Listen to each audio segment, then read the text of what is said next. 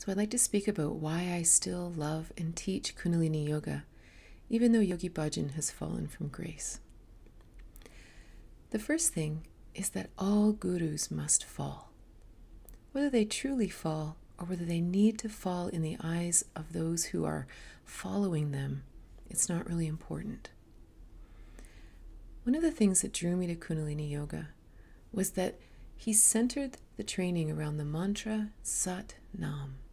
Sat means truth, like Satya, Satyagraha. Nam means my name, or that I bow. There's many meanings to it. And Sat Nam means that your path is following your truth. Sat Nam, the truth within me, is who I am. Not the truth the Guru says, the truth within me. This was the teaching. At the beginning of every class, we would chant Om Namo Guru Dev Namo. Guru Dev Namo. Guru, the teacher within. Guru Dev, the teacher within. Namo, I bow to the teacher within.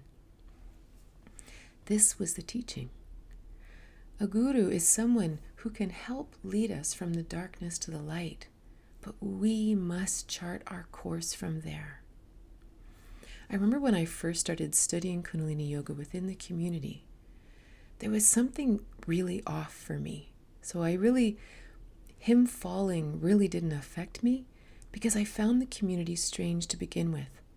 I met amazing people. I'm not talking about the individuals. I met really great lifelong friends there.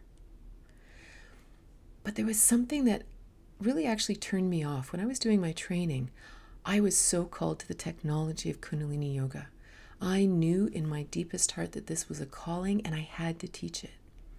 But when I would go away for the trainings every month, if you ask my family and friends, when I would get home, I would rant for the entire month about how furious I was about how they were kind of trying to brainwash you, and it was this weird thing, and they were trying to tell you what to do and how to live and what was going on, and I literally was this crazy person. And then I would go back, but I felt so called to the yoga. I felt so called to the teachings of the actual yoga, not the strange. There was something else strange that was going on that I couldn't quite put my finger on. But the technology of Kundalini Yoga was so incredibly healing and so accessible for everyone. And at that time, I lived in a very small town of 8,500 people. So I wasn't going to bring in all the religion and the how to live and what not to do and, and here's, and I'm your guru, I am your teacher stuff, because it wouldn't have been digestible anyway, and I would never teach like that anyway. So all that guru worship really never stuck with me anyway, but I was so called to the yoga. It's such a powerful yoga. And the reality is if there's any point in time when we start to idolize a guru, right? Idol. You can't worship idols. You have to honor God, the universe, the truth within. That is always the role of a teacher. Never to look at the teacher and say, I'll just do whatever you say. People just did what Yogi Bhajan said. It was like, here's the job I'll take, here's who I'll marry, here's what my name will be, here's what I'm going to do every day. And it's like, it's okay once in a while to say to a teacher, what's your guidance?